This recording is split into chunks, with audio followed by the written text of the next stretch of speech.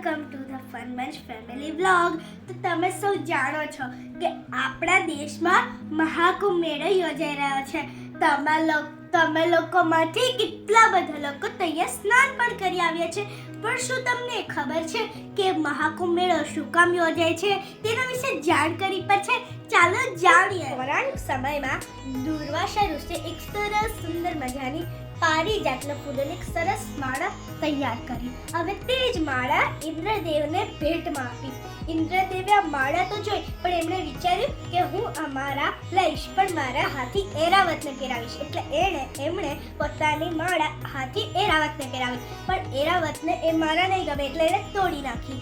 આ જોઈ દુર્વાસા ઋષિ તો ગુસ્સે થયા અને તેમણે ઇન્દ્રદેવને શ્રાપ આપી દીધો કે તમારા સ્વર્ગ ઉપર લક્ષ્મીનો જરાય પ્રભાવ નહીં રહેશે, એટલે તમારા સ્વર્ગ પર નાશભાગ થઈ જશે. એમ કહી તેઓ ચંદ્ર ત્રાસથી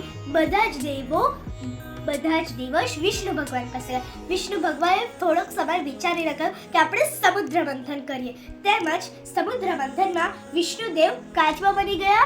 તેમના ઉપર એક મોટું ડુંગર બનાવવામાં આવ્યું ને એના પર એક સાપ વીંટાળવામાં આવ્યું. તે જ સાપ હતો જે ભોલેનાથ પોતાના ગળામાં પહેરતા હતા, અને તે સાપનું નામ વાસુકી સાપ હતું. હવે એક બાજુ દાનવ હતા ને એક બાજુ દેવો હતા. પછી સમુદ્ર મંથન થયું ને સમુદ્ર મંથનમાં પહેલા ધન્વંતરી ભગવાન કુંભ લઈને આવ્યા.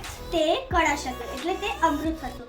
જ્યારે સમુદ્ર મંથન થયું ત્યારે તેમાંથી કુંભના અમૃતના ટીપા પૃથ્વીની 4 જગ્યાએ પડ્યા. ને તે 4 જગ્યા નાસિક, પ્રયાગરાજ, હરિદ્વાર અને ઉજ્જૈન. આ 4 જગ્યામાંથી પ્રયાગરાજમાં ત્રિવેણી સંગમ છે.